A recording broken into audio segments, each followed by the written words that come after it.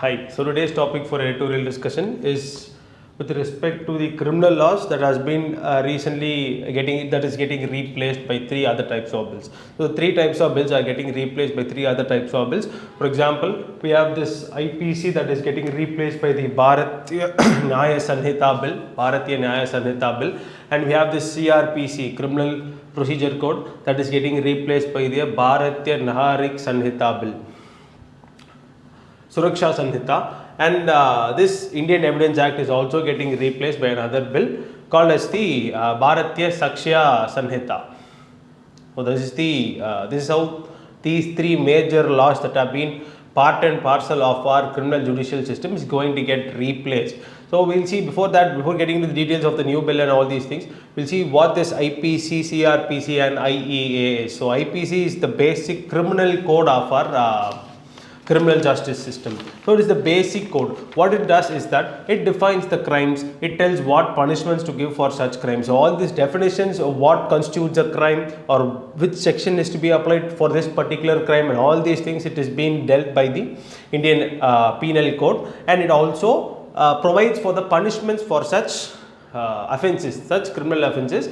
This IPC provides punishments also. So why is this criminal procedure code available? So what is this criminal procedure code? So criminal procedure code is nothing but, as the name suggests, it talks about the procedure that is to be followed. Procedure that is to be followed with respect to investigation or trial. So that is what the criminal procedure code is. It talks about the procedure and is a type of a procedural law. Procedural law in the sense it talks about procedure. What are the procedures to be followed that has to be dealt with during the trial or during investigation. This is what the CrPC talks about, and the IEA is nothing but all the statistics, all about the evidence, all details regarding the evidence. It is being dealt by the Indian Evidence Act. That is, what are the kinds of evidences that are admissible, what are not admissible, what is the criteria to choose evidence, and all things, when a particular evidence will be accepted, and all these things are dealt by the Indian Evidence Act. This is the basics of IPC, CrPC and the Indian Evidence Act. So if you look at the history of all these things, all these three laws, we can find that, or we can trace this history back to the British era.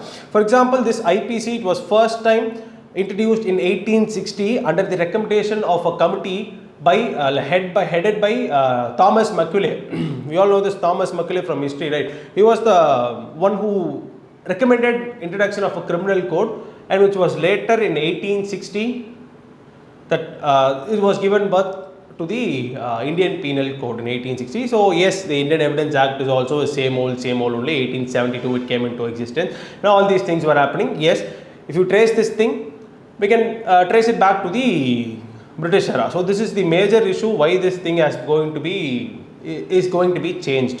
This is one of the major reasons. Now we'll get into the changes that are going to be introduced. So we'll get into the changes that are going to be introduced. So the first thing, the Bharatiya Nyaya Sanhita. The Bharatiya Nyaya Sanhita. So that is what we are going to see. That is the bill that replaces the IPC. This is what Bharatiya Nyaya Sanhita bill that replaces the IPC, Indian Penal Code. See what are the changes that has been brought in the BNSP. So BNSP, what are the changes is that it tries to define, it defines terrorism, and the issue of sedition, it has been done away with. A lot of other things also. For example, we all know this mob lynching, right? The horrendous act of this mobocracy against democracy. So this is what mob lynching is. So mob lynching has been criminalized. The minimum punishment is 7 years, and it can also go up to life and death punishments also. So yes, mob lynching has been included in the ambit. It has been defined. And also the other thing is the introduction of community services. Community service in the sense, in a period of very petty crimes and all, instead of punishing that particular person can be sentenced to do community service. That is, service the community in such a way it is reformative for that particular individual, and it also adds to the value of the community. So this is what community services is. So community services has also been introduced, and there are a lot of other introductions also. For example, the maximum number of days that can be taken to file a charge sheet has been reduced to 180. Earlier it was higher, but it has been fixed to 180, so that to ensure speedy justice and trial. If there is no maximum date, or if the maximum date is higher, I can go on delaying. That is, the police station can go on delaying filing the charge sheet. So the maximum day to file a maximum number of days to take that it can take to file a charge sheet is 180 days. So what it does is that it reforms the criminal justice system. It speeds, it acts as a catalyst to the criminal justice system. It speeds the trial and all these things. So these are the major changes that have been introduced, and a lot of other section changes and all of that. Let us get into the section changes and all. These are the major new things that have been added to the new type of bill from the IPC.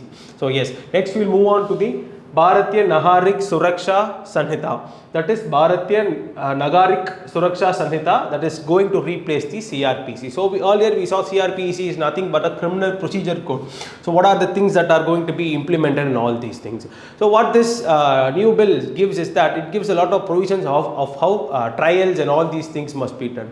The first thing it introduces is that the use of technology for trials. Technology for trials in the sense video conferencing of trials or recording of all these depositions that take place and all these things, it has been introduced. And the other thing is that the police officer, the investigating officer must inform the courts within 90 days regarding the status of the complaint. So why this has been introduced is to increase or is to push or ensure accountability and transparency in the functioning of the police officials. If there are no such provisions, the police official or the investigation officer, he can prolong the investigation for a very long time, right? So yes, so in order to ensure accountability and transparency, such 90-day time periods and all have been introduced, and it also introduced a new thing called as the trial in absentia. Trial in absentia in the sense, if there's, we have seen all these movies and all these TV shows, when it comes to when it comes to courts, we see two players there. One is the complainant and the other is the defendant. There are two players there, and here a new thing has been introduced, that is trial in absentia, that without the person being present in the court, a trial can happen. So that is what trial in absentia is, and this can be used to tackle this fugitive economic offenders and all these people who, yes, they commit a crime here and they run off to far off places, right? So it can be used to put these people on trial and give justice to them and give justice to the people and people affected in all these things. So yes, these are the major changes that have been introduced in the Bharatiya Nagarik Suraksha Sanhita. The next thing to be replaced is the Bharatiya Suraksha Bill, that is the Indian Evidence Act. So this has no big changes and all, but what it does is that it defines electronic evidence. What is electronic? In a very digital world, everything is being electronic now. The thing is, what is electronic evidence has been defined in the new bill. What are the criteria that can be for the electronic bill that has been defined, and DNA criteria. DNA evidence is right, and the criteria for the DNA evidence has also been defined in the new bill. So these are the major changes that have been introduced in the recent three bills that are going to replace the age-old bills of IPC, CrPC and Indian Evidence Act respectively. So now we'll see what are the reasons this was warranted. What is the major reasons that this replacement of a law that was working efficiently was necessitated? Yes, the first importance or first the reason is that of erasure of colonial legacy, and we have already discussed that all these laws, they have their origins and the colonial period, the British era and all these things. IPC, if you take it, it was born in 1860, Indian Evidence Act in 1872. All these are colonial relics or colonial law eras. Colonial legacies, right? So in order to erase such colonial legacies or colonial relics from Indian law books, this has been introduced. So all these things, they have this mark of maculae, or maculae, people call it as the maculae's mark. Maculae's mark in the sense, yes, the British, they wanted provisions to oppose Indians, oppose the Indian national movements, and all these provisions, what they had justified their stance. But in a democratic world like India, in a democratic country like India, this will not work, this will not apply. So to erase the colonial legacy and erase the maculae's mark from our law books, this is necessitated, or this is a reason why we are bringing replacement of such books or replacement of such laws. So erasure of colonial legacy, criminal law reforms. So yes, change is the only thing that doesn't change, and people and countries, nations, states and all these things, they keep on changing, they keep on evolving from one state to another, right? So yes, in the 70 years post-independence, 75 years post-independence, the entire socio-political and economic narrative of the Indian society has changed, and the laws must also change with changing times. Laws must also change with changing times, and these laws, they must reflect the contemporary ethos, the contemporary needs and aspirations of the state. So that is why we have laws. We can't use age-old laws to the present day narratives that have evolved large scale. Present day laws, the past laws and all, they are, yes, they are systemized, or they are crystallized and cemented there. But today's world is rapidly changing. The entire narrative of the society has changed, and these needs reformation in criminal laws. So yes, that is what necessitated this replacement of such laws and all these things. Yes, criminal law reforms. And also another thing, a political theorist called as John Locke, what he says is that the governed and the government, they are in a social contract. The social contract, in the sense, is also means this necessary updatation of such laws is also holding the part of social contract. So this is what John Locke says. And yes, criminal law reforms and inconsistencies. The next reason is about inconsistencies. There are a lot of inconsistencies when it comes to our criminal judicial system. For example, there is this section 309 in the IPC that talks about criminalizing attempt murder. Yes, criminalizing suicide attempts, 309. And the thing is, the Mental Health Care Act, it has other provisions. It has contradicting provisions. So this contradicts with each other. There is inconsistency there. So in order to remove such inconsistencies, and there is also this section 304 which talks about culpable homicide. There are also a lot of ambiguities when it comes to this section 304 and all these things. But yes, these are the various issues. There are very inconsistencies present in the present judicial system, criminal judicial system. So yes, this is another reason. These inconsistencies are other reason why this change is necessitated. Yes, inconsistencies. And digital evidence. In the evolving digital world, evidences, they are being transferred to WhatsApp, they are being transferred to all the social media things, and in fact they are being recorded, video recordings are being used.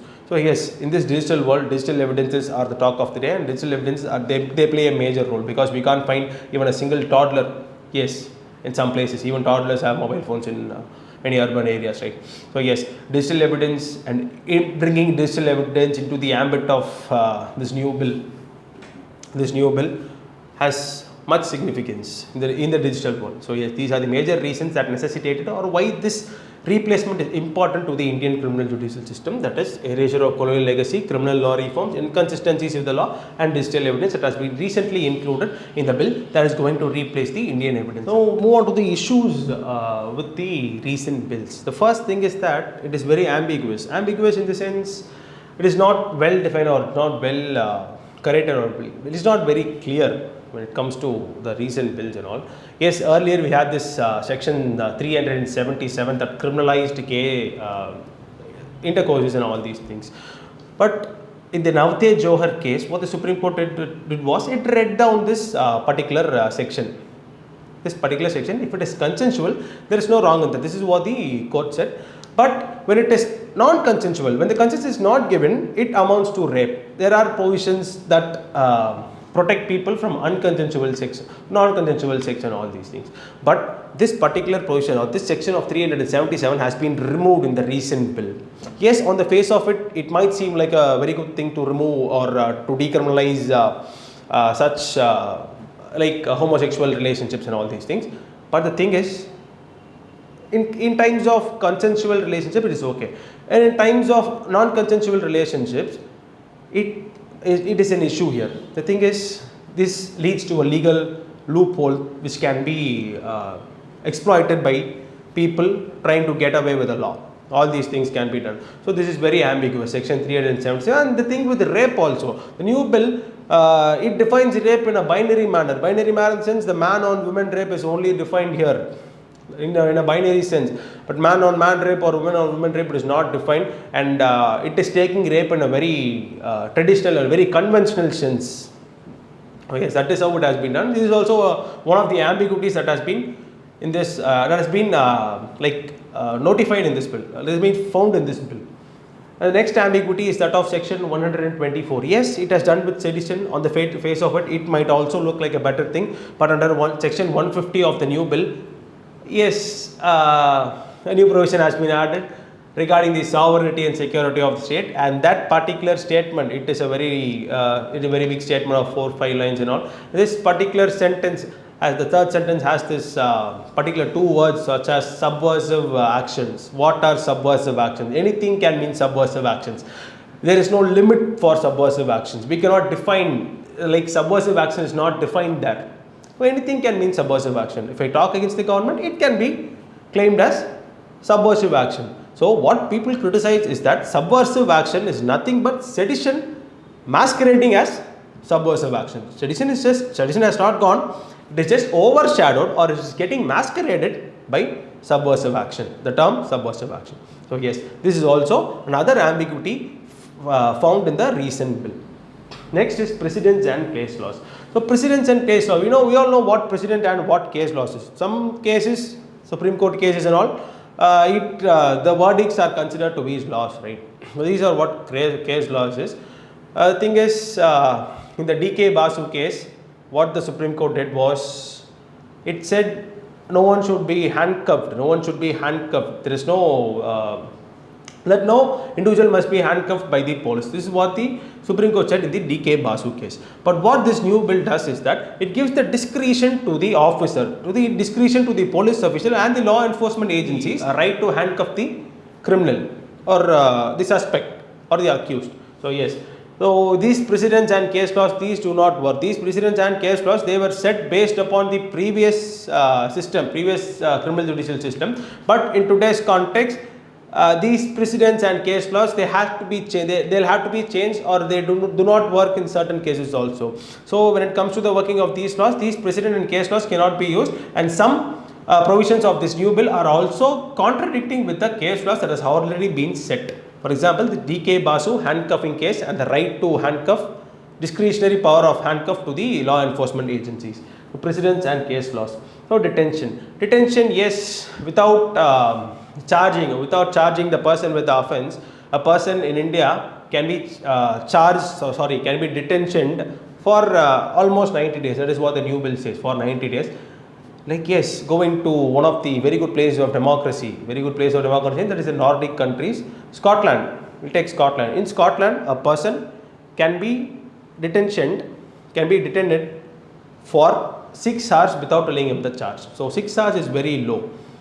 Coming to India, it will take 90 days. A person can be captured, he can be put in jail without telling him the offence for 90 days. He can be detained for 90 days without imposing a charge on him. This is what the issue is. So this is also not right. So that is what critics say. This is also a major issue in the new bill. Detention for 90 days without charging the offence. The next is change in sections. Change in sections in the sense, yes, we all know that, like at least most people know, that 302 is for murder, 307 is for attempt murder, 304 is for culpable homicide, 309 is for attempt suicide, and all these things. The thing is, these go major changes in the new bill. For example, 302 becomes 101 in the new bill, and what this does is that it increases the workload of various police officers or police stations, and in fact, in particular, there is this body called as NCRB, National Criminal Records Bureau. So this is what compiles or keeps statistics about the cases and criminal issues and all these things. But this particular bureau, this particular office can face a lot of issues when it comes to change in sections and all. So yes, that is one big issue that has been cited by people. And the next issue is that no change in substances. Yes, only the provisions have changed, only the name has changed, but there are no other changes in the substance. Only the form of the bill has changed, but the substance of the bill is still the same. That is what some people criticize this 3 bills for. And some also say that this is nothing but the Sanskritized version of the IPC, CrPC and Indian Evidence Code, and nothing new has been changed, nothing new has been introduced in this bill. So these are the major issues, or these are major criticisms being placed on the new bills that are trying to replace the IPC, CrPC and the Indian Evidence Act. Thank you.